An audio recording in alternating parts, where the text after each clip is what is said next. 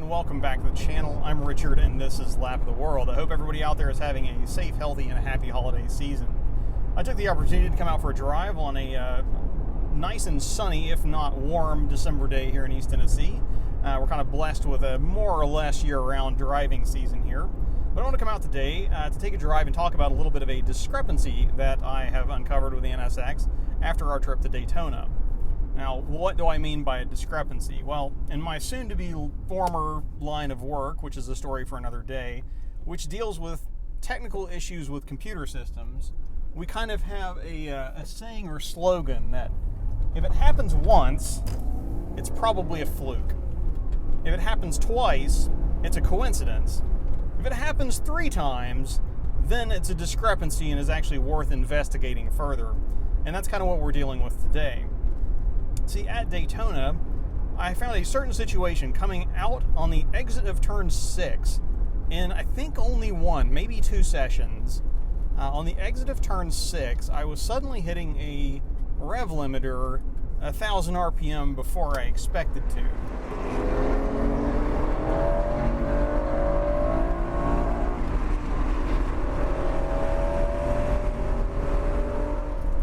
Which was, cause for mild concern. I mean, it didn't stop me from finishing a session because nothing else was going wrong, but something I felt I should look into, especially considering this isn't the first time I've run into that kind of thing at a racetrack. Now, this only happens on a racetrack, or rather, it would only make any good sense to try and recreate this on a racetrack, given the circumstances where it occurs. So, let me let you watch this clip from Daytona, and you'll kind of get an idea of what I mean, and then we'll talk about where I've seen this before and what my suspicions are. And after that, so put your thinking caps on, especially those of you who are particularly technically or mechanically minded, because I would definitely like your input at the end once you kind of see what I'm talking about here. Roll the footage.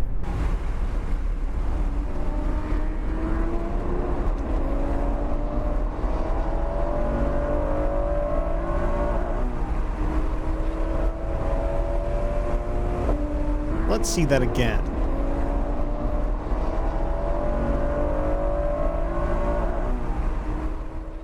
I was pretty quick on the draw grabbing third when it hit the limiter, but that was not normal. For comparison, this was the lap immediately before.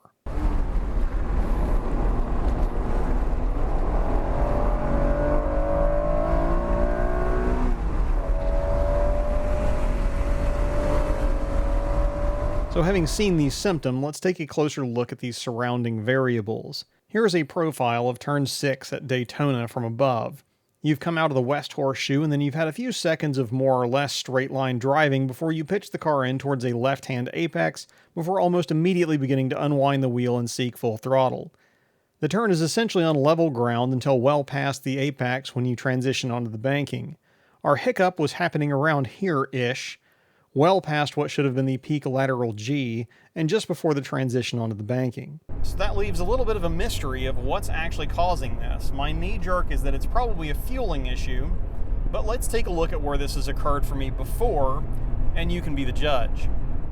Here we are at Memphis International in 2019. The backside of this track has a long left into a pretty aggressive right-left zigzag. Listen for the hiccup on the exit of the last zag.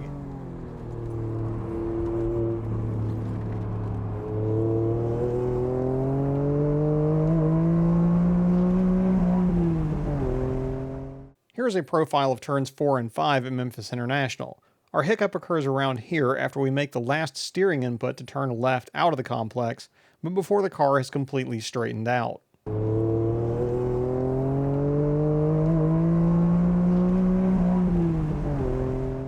Now rewinding further, here's a video from our trip to Dominion Raceway in 2018. Again, listen for the blip in the middle of the last S.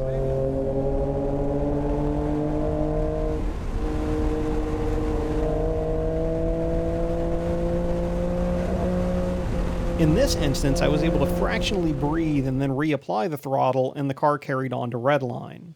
And once more on a different lap. Now here is a profile of turns 12 through 14 at Dominion. This is still a combination turn, but it's far less aggressive series of direction changes than we see at Memphis.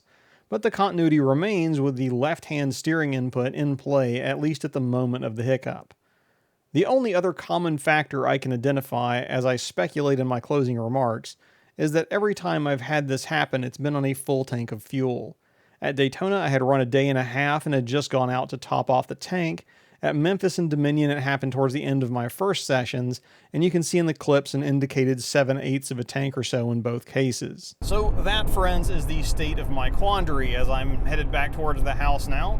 I'll ask you to put on your thinking caps if you do have any real technical thoughts about what this could be that I'm seeing or experiencing, given it's something that I can't just go insanely reproduce, on the roads around my house to kind of log data or something like that.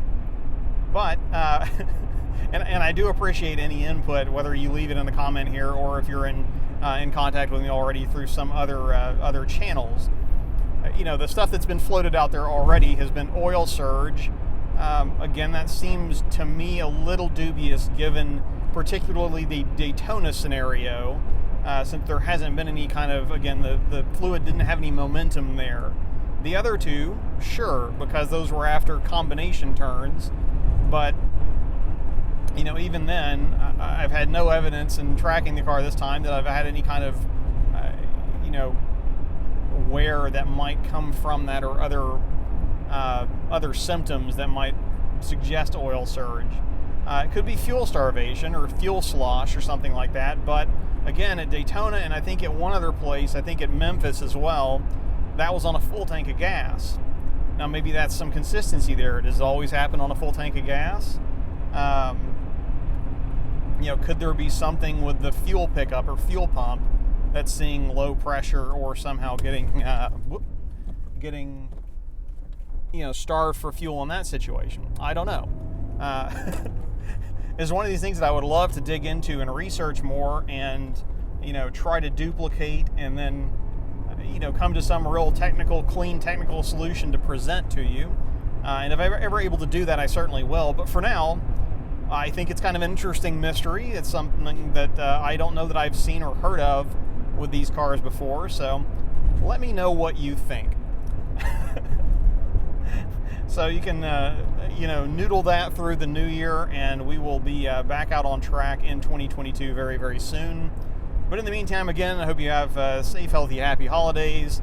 Thank you for watching. If you're not already subscribed and you enjoyed the video, don't forget to click the subscribe button and the bell so you get notified when I post another, wild goose chase of a video like this, or the next time we're able to get out into the world and check another racetrack off of our list. But until any of that happens, I'm Richard, this is Lap of the World, and we will see you all in the next video, if not at the track.